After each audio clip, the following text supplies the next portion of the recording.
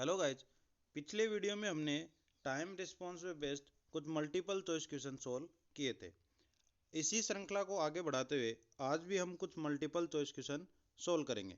आपका पहला क्वेश्चन है, सिस्टम स्टेबल होगा यदि, यानी कि कौन सी कंडीशन में आपका सिस्टम स्टेबल होगा। तो पहला आपको दे रखा है poles lies on imaginary axis. तो आपको पता है जब इमेजिनरी एक्सिस पे पोल होते हैं तो आपका सिस्टम होता है मार्जिनली स्टेबल, तो ये तो आपका आंसर नहीं होगा।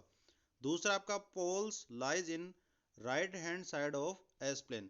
तो ये आपका एस प्लेन है, इसकी ये आर एच एस है और ये एल एच एस है। तो आपको पता है राइट हैंड साइड में जब भी आपके सिस्टम के पोल्स होते हैं तो सिस्टम कैसा होता है, अनस्टेबल। तो ये भी ऑप्शन नहीं होगा। नेक्स्ट ऑप्शन है poles lies in the left half of S plane. तो आपके लेफ्ट हैंड साइड में आपके क्या है, पोल्स हैं, तो मतलब सिस्टम क्या है, स्टेबल है। तो आपका इसका आंसर क्या हो जाएगा, सी। नेक्स्ट आपका क्वेश्चन है, यदि रूट्स नॉन रिपीटेड हों और इमेजिनरी एक्सिस पर हों तो सिस्टम होगा।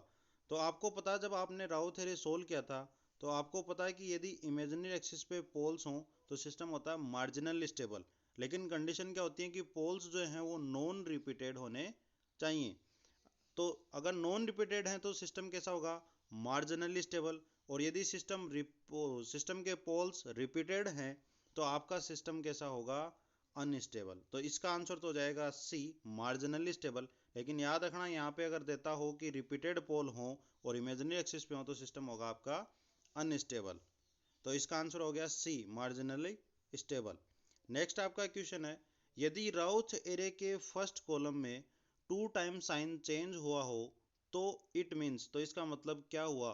तो इसका मतलब क्या होता है, आपको मैंने बताया था कि जब आप राउथ एरे बनाते हो और उसके फर्स्ट कॉलम में कितनी बार साइन चेंज हुआ है, जितनी बार साइन चेंज होगा उतने ही नंबर ऑफ पोल्स आपके किस में होंगे, right hand side of S plane.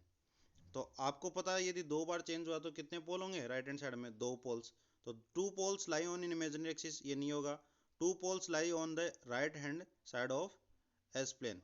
तो आपके 2 पोल्स किस में होंगे, राइट हैंड साइड में होंगे। नेक्स्ट आपका क्वेश्चन है, the open loop transfer function of unity feedback system is given by GS equal to 1/s+2 का whole square. The close loop transfer function will have poles at. आपको ये कह रहा है कि आपको ओपन लूप ट्रांसफर फंक्शन दिया है GS इक्वल टू 1/s+2 का होल स्क्वायर, और साथ में कह रहा है यूनिटी फीडबैक मतलब HS इक्वल टू कितना दिया आपको, 1। और पूछ रहा है कि क्लोज लूप के का जो ट्रांसफर फंक्शन होगा उसके पोल्स क्या होंगे, अर्थात क्लोज लूप के आपको पोल्स निकालने। तो सबसे पहले आप क्लोज लूप का ट्रांसफर फंक्शन निकालोगे जो आप जानते हो GS divide by 1+GS into HS, या फिर इसकी करेक्टरिस्टिक इक्वेशन निकाल के उसके रूट्स निकालो, क्योंकि करेक्टरिस्टिक इक्वेशन के रूट्स और क्लोज लूप के पोल्स दोनों सेम होते हैं। तो इसको जब सोल्व करोगे तो आपकी करेक्टरिस्टिक इक्वेशन क्या बन जाएगी, 1+GS into HS equal to 0। तो यहाँ से 1+GS की वैल्यू 1/s+2 का होल स्क्वायर इंटू 1। इसको जब ऊपर लाके मल्टीप्लाई करोगे तो ये हो जाएगा s+2 का होल स्क्वायर प्लस का 1 इक्वल टू 0। तो ये आपकी इक्वेशन कुछ इस तरह से बनेगी, s+2 का whole square plus 1 equal to 0। इसको जब सोल्व करोगे तो ये हो जाएगा s स्क्वायर प्लस 4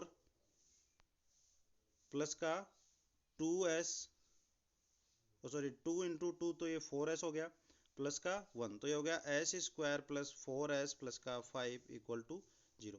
तो ये वाली आपके पास इक्वेशन आ गई। इसका सीरीधराचार्य से जब इसका सोल्व करोगे तो आपका जो आंसर आएगा वो आंसर आपका आएगा सी, माइनस का 2 प्लस का j और माइनस का 2 माइनस का j। तो इस तरह से आप इसके पोल्स फाइंड कर सकते हो।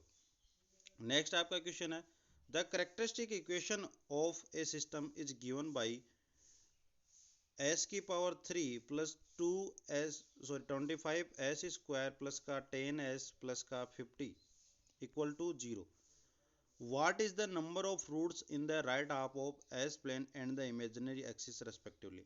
आपको पूछ रहा है कि किसी सिस्टम की करेक्टरिस्टिक इक्वेशन ये है तो उसके कितने नंबर ऑफ रूट्स ऐसे होंगे जो राइट हाफ में मतलब RHS साइड में होंगे और या इमेजिनरी एक्सिस पे होंगे। तो मतलब सिंपल सा आपको क्या करना है, इसका राउ थ्योरी बनाना है और फिर चेक करना है कि कितने इसके जो पोल्स हैं या फर्स्ट कॉलम का साइन कितनी बार चेंज हुआ है।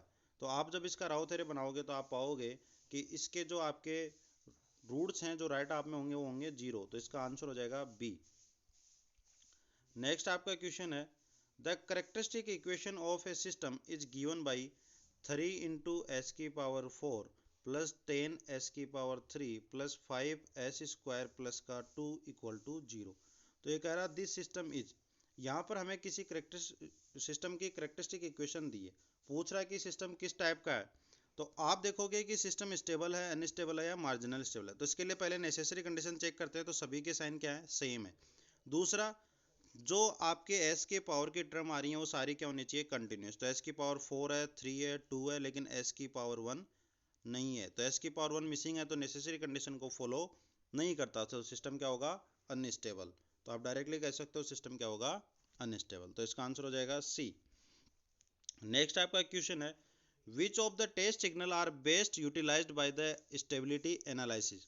तो स्टेबिलिटी एनालिसिस के लिए किस सिग्नल को सबसे बेस्ट माना जाता है, सबसे ज़्यादा यूज किया जाता है, तो वो आपका होगा इम्पल्स। ये मैं पहले भी आपके क्वेश्चंस में करवा चुका, तो इसका आंसर क्या होगा, इम्पल्स। नेक्स्ट आपका क्वेश्चन है Routh-Hurwitz criteria cannot be applied when the characteristic equation of the system containing the coefficient which is r। तो ये कह रहा है कि Routh-Hurwitz का जो क्राइटेरिया है, यदि करेक्टरिस्टिक इक्वेशन के रूट्स या कोफिशिएंट किस तरह के हों कि इसको हम अप्लाई नहीं कर सकते। तो करेक्टरिस्टिक इक्वेशन के जो कोफिशिएंट्स हैं वो रियल होने चाहिए, तभी हम उसको अप्लाई करते हैं। यदि वो कॉम्प्लेक्स हैं, एक्सपोनेंशियल हैं या साइनोसॉइडल हैं तो हम उसको अप्लाई नहीं कर सकते। तो इसका आंसर हो जाएगा D. Exponential and sinusoidal function of S and complex यदि हैं तो हम राउथ-हुर्विट्ज का क्राइटेरिया अप्लाई नहीं कर सकते।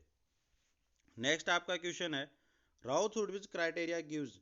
राउथ-हुर्विट्ज क्राइटेरिया जो है वो हमें क्या बताता है, वो हमें हमेशा बताता है कि कितने नंबर ऑफ पोल्स या number of roots right hand side में हैं। तो इसका आंसर हो जाएगा आपका A, number of roots in the right half of the S plane. Next आपका क्वेश्चन है कि the rise time of a second order underdamped system is the time taken by the output to rise. तो मैंने आपको बताया था कि जो आपका टी आर होता है राइज टाइम, उसकी दो डेफिनेशन बताई थी। यदि आपका सिस्टम कौन सा हो, अंडरडैम्प्ड, तब तो 0 to 100% पहुंचने में जो टाइम लेता है वो आपका कहलाता है राइज टाइम। यदि ये ओवरडैम्प्ड हो तो राइज टाइम की डेफिनेशन हो जाती है 10 to 90% पहुंचने में लिया गया समय। तो यहाँ पे पूछ रहा है कि अंडरडैम्प्ड सिस्टम के लिए राइज टाइम क्या होगा। तो राइज टाइम क्या होगा, from 10% to 100% to 100% of its final steady state value, मतलब 0 से 100% या उसकी फाइनल वैल्यू तक पहुंचने में लगा समय आपका क्या कहलाता है, राइज टाइम कहलाता है। तो इसका आंसर हो गया आपका बी। नेक्स्ट आपका the roots of characteristic equation are the same as the poles of. ये पूछ रहा है कि करेक्टरिस्टिक इक्वेशन के जो रूट्स होते हैं वो किस पोल के बराबर होते हैं। तो ये हमेशा याद रखना, जो करेक्टरिस्टिक इक्वेशन के आपके रूट्स होते हैं वो हमेशा क्लोज लूप सिस्टम के पोल्स के इक्वल होते हैं। तो इसका आंसर आपका हो जाएगा क्लोज लूप ट्रांसफर फंक्शन के पोल्स। तो इसका आंसर आपका हो गया ए। नेक्स्ट आपका the rise time is the time taken by the output to rise from 10% to 90% of its final steady state value in case of.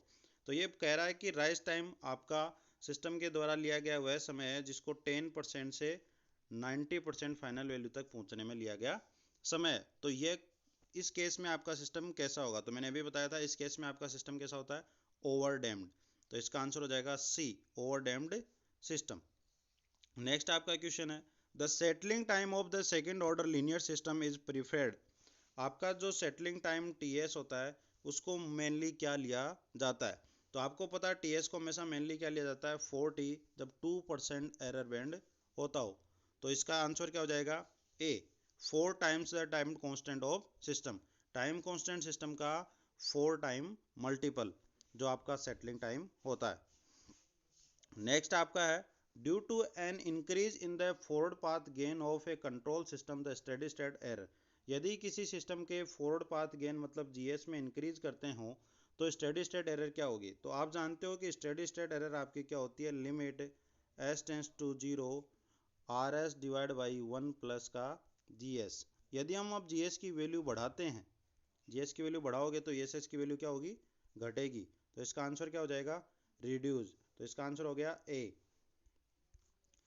Next आपका है for a second order system as zeta is increase from zero the response becomes. यदि second order system के लिए zeta की value हम zero से बढ़ाना शुरू करें तो सिस्टम पे क्या इफेक्ट, उसके रेस्पॉन्स पे क्या इफेक्ट पड़ेगा। तो आपको पता है यदि सिस्टम में जीटा की वैल्यू यदि जीरो हो तो वह सिस्टम होता है अनडैम्प्ड, मतलब उसमें कंटिन्यूअस ऑक्सीलेशन होते रहते हैं। यदि जीटा की वैल्यू आपकी हो गई कितनी, 1, तो आपका हो जाता क्रिटिकल डैम्प, तो उसमें कोई भी ऑक्सीलेशन नहीं होते। मतलब आपके ऑक्सीलेशन क्या हो रहे हैं, धीरे धीरे जैसे जैसे जीटा की वैल्यू बढ़ाओगे वैसे वैसे ऑक्सीलेशन धीरे धीरे खत्म होते जाएंगे। तो इसका आंसर आपका हो जाएगा बी, प्रोग्रेसिवली लेस ऑक्सीलेटरी, मतलब कि धीरे धीरे ऑक्सीलेशन क्या हो रहे हैं, कम हो रहे हैं। नेक्स्ट आपका क्वेश्चन है, सॉरी इतने ही क्वेश्चन है आज के इस वीडियो में। ये आपके main exam as well as दो कंपटीशन एग्जाम है, उन दोनों के लिए आपके लिए हेल्पफुल होंगे। तो प्लीज़ वीडियो को ज़रूर देखें और पूरा देखें। आज के लिए इतना ही, धन्यवाद।